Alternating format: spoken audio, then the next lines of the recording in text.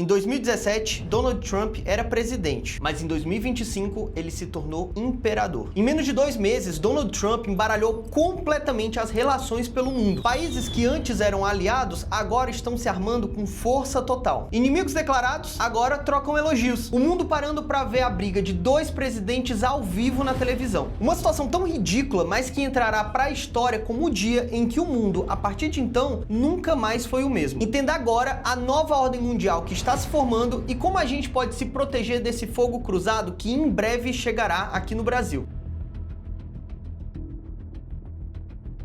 Quando eu era criança, eu fui apresentado a um jogo chamado Age of Empires. Um jogo onde você coletava recursos, construía propriedades e evoluía a sua civilização. Mas o que mais me incomodava nesse jogo é que sempre que eu tava evoluindo a minha civilização, vinha alguém lá me atacar. Até que um dia, eu finalmente percebi que Age of Empires não era um jogo sobre criar plantações ou casas, e sim um jogo de se criar impérios. E impérios invadem cidades, conquistam territórios e buscam a grandeza, custe o que custar. E isso parecia uma realidade antiga, que só se via em jogos, filmes e livros de história. Mas agora, isso está muito próximo de se tornar a nossa nova realidade.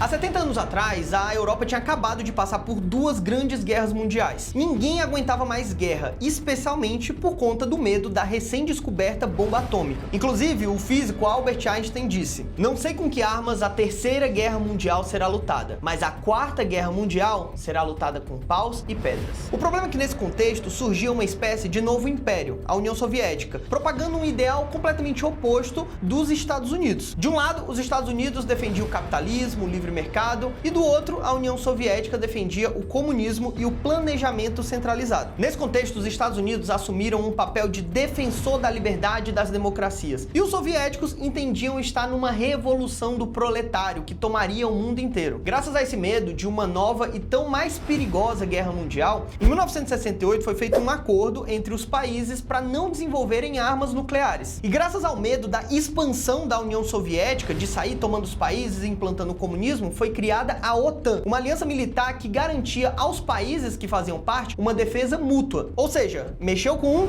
mexeu com todos. Agora imagina que você é um líder europeu planejando nos anos seguintes o orçamento do seu país. Nas décadas seguintes você viu a União Soviética caindo, a Europa sem nenhuma grande treta no ar, e quem te atacar, você tem os Estados Unidos para te defender. Naturalmente, a grana reservada para defesa nesses países foi diminuindo, e na prática os Estados Unidos se tornaram uma espécie de xerife do mundo, ou seja, um grande vigia da ordem mundial que protegeria os países capitalistas e democráticos. E com isso os Estados Unidos consolidaram o seu poder pelo mundo, desarmando aqueles que foram seus inimigos no passado. O mundo passou por vários anos de estabilidade no sentido de guerra mundial, e aqueles países que no passado tinham sido grandes impérios, conquistadores, agora dependiam da toda poderosa América. Eu tenho 33 anos e se você tem mais ou menos a minha idade, 10, 20 anos a mais, foi exatamente esse o mundo que você viu enquanto crescia. Só que agora tudo mudou.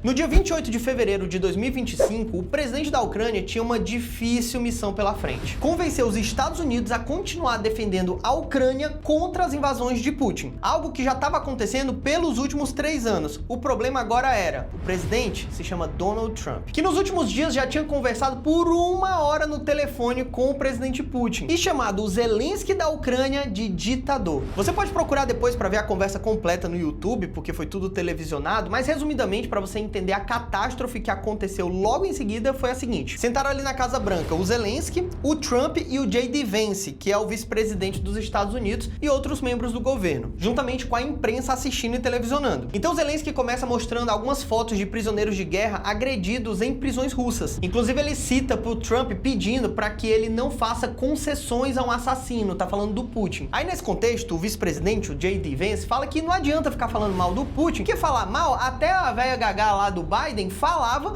e nada resolveu sobre a guerra. Que o que eles precisavam era focar em diplomacia. Aí o Zelensky fala tipo: pô, beleza, diplomacia e pá, mas que tipo de diplomacia a gente tá falando? Eu já conversei com o arrombado do Putin várias vezes e desde 2014 ele continua me invadindo. Inclusive em 2019 a gente já assinou um acordo que tava o Macron, tava a Angela Merkel e mesmo assim ele descumpriu. Até para acordo de liberação de prisioneiro esse bicho não respeita acordo não. Então me fala aí, que tipo de diplomacia a gente tá falando? E aqui eu quero deixar claro que, apesar de entender o ponto do Zelensky, eu também entendo que, pra quem tá pedindo ajuda, tinha forma menos alfinetosa de basicamente perguntar: beleza, eu também quero paz, mas eu tenho um problema de garantias. Aí nessa hora já estressou o J.D. Vance, o vice, né, que já falou assim: cara, eu tô falando do tipo de diplomacia que não vai levar o teu país pro saco. Eu acho desrespeitoso você vir aqui na Casa Branca ficar pressionando quem tá tentando ajudar o problema do teu país. E a gente sabe que você tá tendo um problema de recrutamento. Tem gente jovem sendo enviada pro fronte de batalha pra morrer porque você não quer abrir mão dessa guerra. E aqui foi outro erro de situação, porque de fato a Ucrânia tá tendo esses problemas de recrutamento, mas também falar na frente da população assim, porque a população da Ucrânia vai assistir aquilo ali que tá sendo gravado ali, também é um negócio muito complicado, né? Esse é o problema de você estar na frente ali de uma câmera. Aí o J.D. Vance dá uma gaguejada lá pra responder, e aí joga de volta a bola, dizendo assim: você nega que você tá tendo problemas de recrutamento? E aí o Zelensky responde: todo mundo tem problemas, até você pode ter. Ainda bem que vocês têm um oceano de distância e não sentem isso, mas um dia vocês vão sentir. E aí começa o bate-boca, o Trump entra já com uma voadora na história, dizendo: você não diz o que a gente sente, você tá brincando com vidas, tá apostando na Terceira Guerra Mundial. Don't tell us what we're gonna feel. We're trying to solve a problem. Don't tell us what we're going to feel. I'm not telling you. Because you're in no position to dictate that. Right now, you don't. You're playing cards. You're playing cards. You're gambling with the lives of millions of people. You're gambling with World War III. E assim, a difícil missão de convencer Donald Trump a proteger a Ucrânia tinha oficialmente fracassado. Os repórteres que estavam lá, inclusive, afirmaram que o Zelensky saiu expulso da Casa Branca. E para você ter uma noção, nesse momento, 20% de todo o território da Ucrânia já está ocupado, pertencente, conquistado pela Rússia. Essa guerra já matou mais de 40 mil pessoas e o Donald Trump já anunciou uma suspensão dos repasses de dinheiro para a Ucrânia. Mas tudo isso foi só uma ponta do iceberg, porque logo em seguida o mundo conheceu as consequências que iniciaram uma nova era no mundo a partir de agora. Uma nova forma de se interpretar o mundo e as suas relações. Uma mudança tão impactante que vai estar presente nos futuros livros de história. Após a desastrosa reunião com Donald Trump, Zelensky foi se encontrar com líderes lá na Europa. E ao que tudo indica, essa reunião causou uma espécie de despertar nos europeus. Resultado, os caras vão voltar a se armar. A Polônia, que tá sendo o país mais casca-grossa, o presidente de lá é esse cara aqui, o Donald Tusk. Nessa reunião ele disse: galera, não é possível que 500 milhões de europeus dependam de 300 milhões de americanos para se defender contra 140 milhões de russos. Esses líderes europeus, inclusive, acabaram de anunciar um plano de defesa da Ucrânia e da Europa, separando um orçamento de 800 bilhões de euros. Ou em reais, daria... não existe essa quantidade em reais. Os europeus decidiram, a partir de agora, criar uma espécie de coalizão, uma nova liga para defender, para criar um plano de paz junto com a Ucrânia. O ponto é, a Europa, a partir de agora, não conta mais com a defesa americana. Com isso, ela se arma mais e mais pesado. E os Estados Unidos deixam de ser os defensores do mundo livre, o combatedor de ditaduras. Imagem que ele mesmo estabeleceu ali na Guerra Fria. E agora, Estados Unidos e Rússia estão mais próximos do que nunca. E aí pensa comigo, a Rússia possui reivindicações históricas mirabolantes para toda a Europa se ela quiser forçar a criatividade direitinho. É só pensar, áreas que fizeram parte da União Soviética, áreas que fizeram parte do Império Russo, ou áreas que foram conquistadas pelas antigas tribos eslavas. Com a dose certa de criatividade e mau caratismo,